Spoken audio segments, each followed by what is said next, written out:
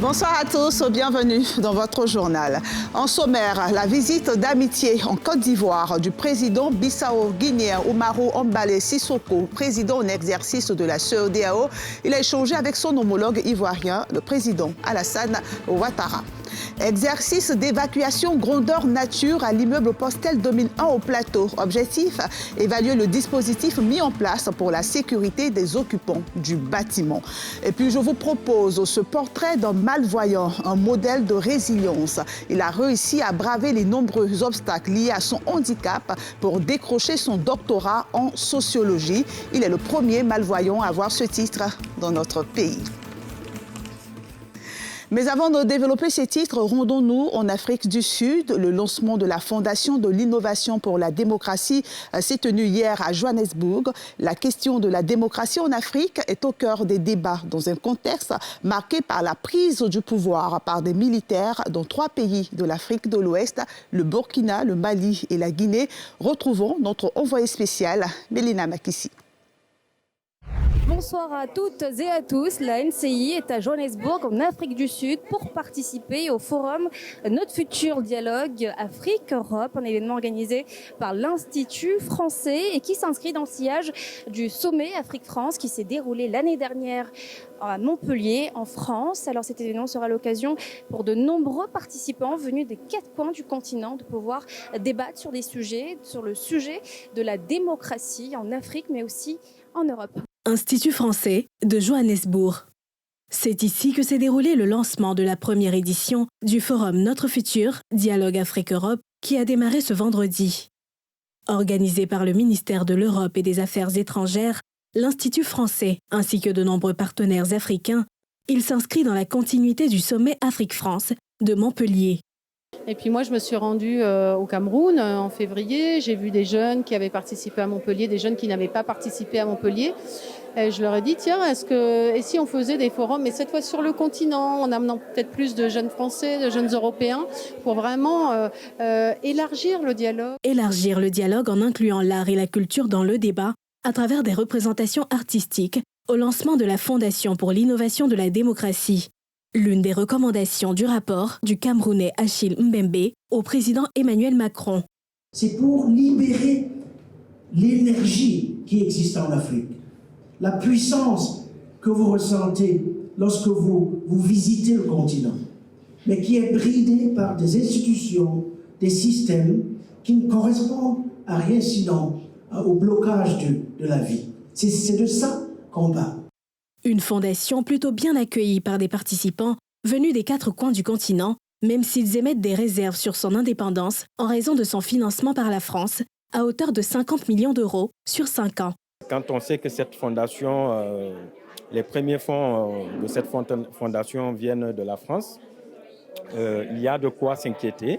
Mais M. Achille Bemba nous a rassurés de l'indépendance de cette association. Donc nous ne pouvons que nous en tenir à ça et espérer que cette fondation soit indépendante et qu'elle œuvre pour l'Afrique, comme il a dit, et non pour les intérêts de la France. Poser telle quelle une fondation comme celle-là a sa raison d'être. Aujourd'hui, ils ont pris un exemple concret. Quand un journaliste est menacé, il serait possible aujourd'hui de lui trouver un pays d'asile. La Fondation pour l'innovation de la démocratie a pour siège l'Afrique du Sud, mais des campus régionaux verront le jour en Afrique et en France. Elle a pour vocation de repenser les relations entre l'Afrique et l'Europe. Il faudra attendre mars 2023 pour connaître dans le détail le programme de la Fondation. Et on revient en Côte d'Ivoire. Le président bissau-guinéen, président en exercice de la CEDEAO, Umaru Ambale Sissoko, a effectué une visite d'amitié dans notre pays. Il a échangé avec son homologue ivoirien Alassane Ouattara. Les 2 chefs d'État ont passé en revue la situation sociopolitique et sécuritaire dans la sous-région. Le reportage est signé Pierre Dipomelin et Tanguy Conan.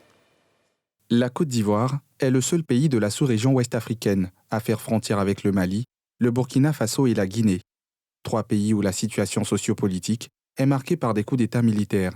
Le président bissau-guinéen Oumar Sissoko Embalo, président en exercice de la CEDEAO, en visite de travail à Abidjan, a évalué avec le président Alassane Ouattara la situation sécuritaire et entrevu les moyens de restaurer la stabilité dans l'ensemble des pays membres de l'institution régionale. Je suis venu échanger avec lui sur la situation sécuritaire de la zone et aussi l'informer en tant que doyen. Et on a rapporté les sommets qui étaient prévus les 13-14 à Dakar. Et on va trouver une nouvelle date et pour qu'on puisse aussi regarder comment gérer les situations sécuritaires dans la zone. Parce que ce n'est pas juste la situation des coups d'État cycliques aujourd'hui, mais on a des aspects sécuritaires. On a l'aspect du djihadisme et pour voir comment on peut trouver des moyens avec nos partenaires. Le président Ouattara a salué les efforts de son homologue bissau-guinéen, notamment ses interventions dans les crises du Mali, du Burkina Faso et de la Guinée. J'ai profité de cette rencontre pour indiquer au président notre souhait d'avoir de bonnes relations avec tous nos voisins et de tout faire pour qu'il y ait la paix et la sécurité dans la sous-région et notre volonté de contribuer à l'apaisement de la situation dans nos différents pays. Évidemment, ce n'est pas chose facile, mais nous y travaillons. Et je voudrais profiter de sa présence pour le remercier et féliciter le président pour toutes les initiatives qu'il a prises pour nous aider dans ces différents conflits, que ce soit en Guinée, au Mali, comme au Burkina. C'est une situation inédite pour la communauté économique des États d'Afrique de l'Ouest, qui fait face à des renversements de régime dans 3 pays de l'espace communautaire.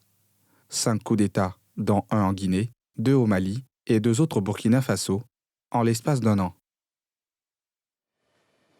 Le dispositif d'évacuation de l'immeuble Postel 2001 a été testé par les sapeurs-pompiers aujourd'hui. Ils veulent relever les failles afin d'être efficaces et efficients en cas de sinistre. Un exercice d'évacuation grandeur nature a été organisé. Mardoché Kwasi et Mathieu Mbadé y ont pris part pour vous.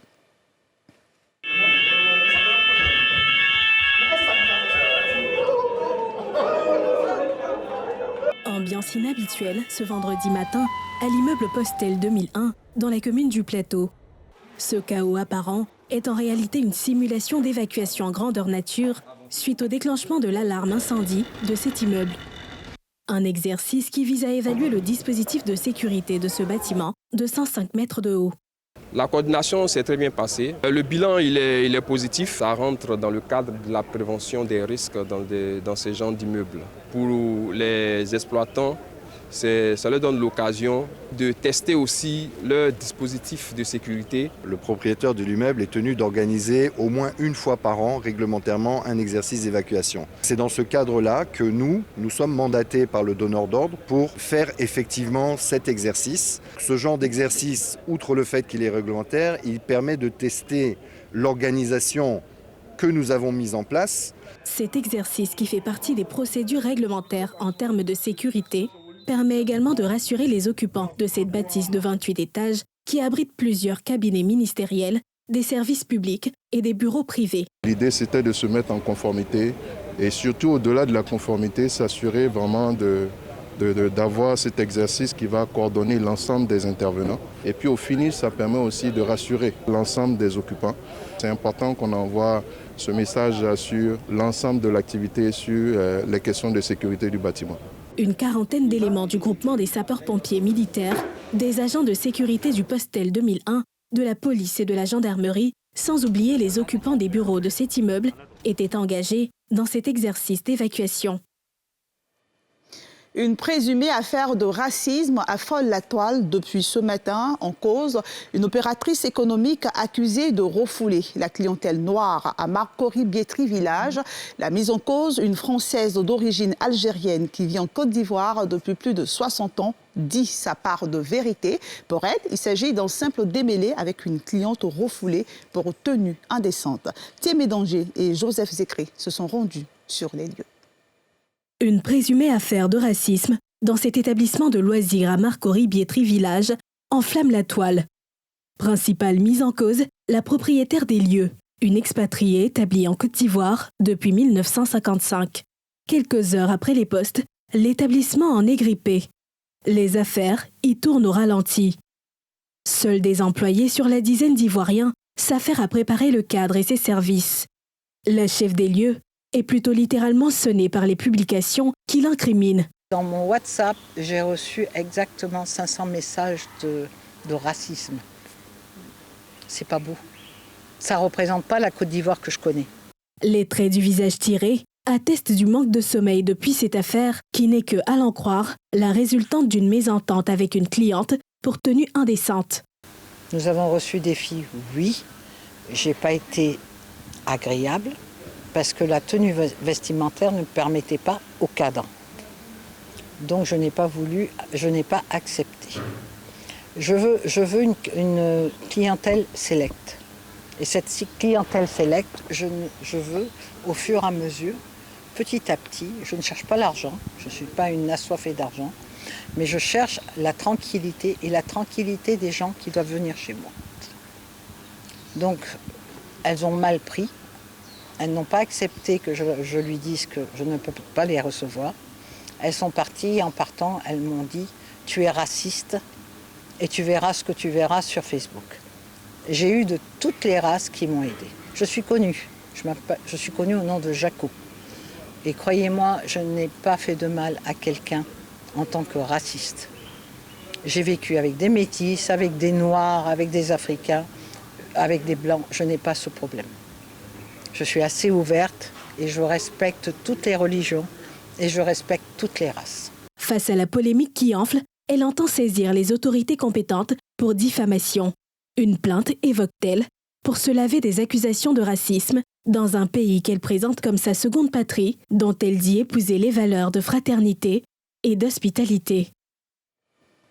C'est un véritable modèle de résilience. Déclaré malvoyant depuis l'école primaire, Denis Nalo n'a pas abandonné ses rêves. Après un tour à l'Institut des aveugles pour apprendre le braille, il est revenu à l'enseignement général où il a obtenu ses diplômes. Aujourd'hui, il vient de décrocher son doctorat en sociologie. Il est le premier malvoyant docteur en sociologie de notre pays. Nadia Edja.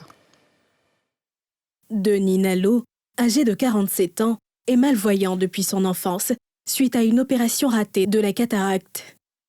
Progressivement, la vision de Denis s'affaiblit. Son œil droit ne voit plus du tout, tandis que celui de gauche est atteint d'une acuité visuelle de 3/10, en deçà de la moyenne. Malgré ce handicap et une année d'interruption des cours, l'enfant d'alors décide de ne rien abandonner. Le médecin a souhaité que j'entre à l'Institut des aveugles. Et c'est là-bas que j'ai appris le braille.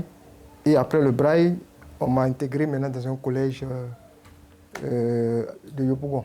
Je suis arrivé au collège, j'étais avec pas moins d'une centaine d'élèves. J'étais le seul malvoyant. Il fallait m'adapter, donc le professeur il fait le cours en fonction de ceux qui sont là, pas en fonction du malvoyant. Quand vous ne voyez pas au tableau et que le professeur parle, vous devez visionner ce qu'il dit. Quand vous êtes en mathématiques, quand vous parlez d'une parallèle, vous devez savoir plus ou moins à quoi ça peut ressembler. Mais on arrivait quand même à être par moments majeur de nos classes. Face aux préjugés, Denis répond toujours par le travail pour déjouer les pronostics. Je me souviens justement d'un de mes professeurs de maths en classe qui dit, mais il ne voit pas et puis il veut faire mathématiques. Donc moi, quand vous me dites ça, je prends ça avec philosophie et je me dis, c'est une façon peut-être de vous blesser, mais c'est à vous de réagir et de montrer à la fin que les préjugés ne sont pas fondés, en fait.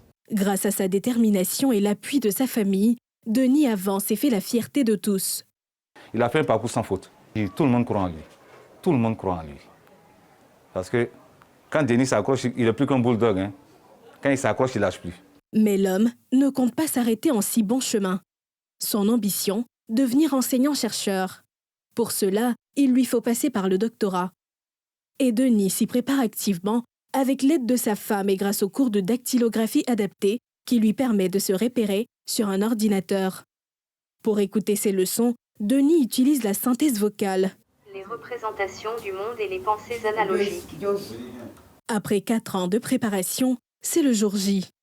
Ce 6 octobre, à l'université Félix Houphouët-Boigny de Cocody, Denis est entouré de sa famille, des amis et des confrères pour sa soutenance de thèse de doctorat unique en sociologie sur le thème « Construction sociale de la gouvernance des petites et moyennes entreprises en contexte ivoirien, étude descriptive de la gouvernance des PME de la Fédération ivoirienne des petites et moyennes entreprises, FIPME ». Après la délibération du jury, la note est connue. Admis au diplôme de docteur en sociologie avec la mention très honorable. Il faut chercher encore à aller plus haut, à aller au sommet, parce qu'il ne faut pas rester docteur toute sa vie, il faut chercher à avancer. Avec une mention très honorable, le docteur Denis est non seulement une source de motivation pour les personnes en situation de handicap, mais aussi pour la société tout entière. Quand le travail n'est pas bien fait et que je lui demande d'aller au-delà en faisant des efforts supplémentaires, j'ai le sentiment très net qu'il allait jeter l'éponge. Mais après, il remonte, il vient avec le travail corrigé. Si bien que pour, je dirais, les rapports d'instruction, les professeurs qui ont instruit la thèse ont plusieurs fois renvoyé, mais il n'a jamais abandonné et il est venu jusqu'à bout de cette thèse. Au niveau du ministère de l'Éducation nationale et de l'alphabétisation, des actions sont menées avec notamment l'ouverture de 27 écoles inclusives ainsi que des plaidoyers pour faciliter l'intégration des enfants en situation de handicap dans le cycle scolaire et universitaire en Côte d'Ivoire. Le docteur Denis Nallo prépare également une soutenance de sa thèse de licence en communication. Sur le plan professionnel, il est fonctionnaire au ministère du Commerce et de l'Industrie. Et c'est sur cette belle note que prend fin ce journal de la rédaction de NCI. Merci de votre fidélité. Prochain rendez-vous dimanche à 20h05 dans NCI 360 pour décrypter l'actualité de la semaine. Très bon week-end et prenez soin de vous.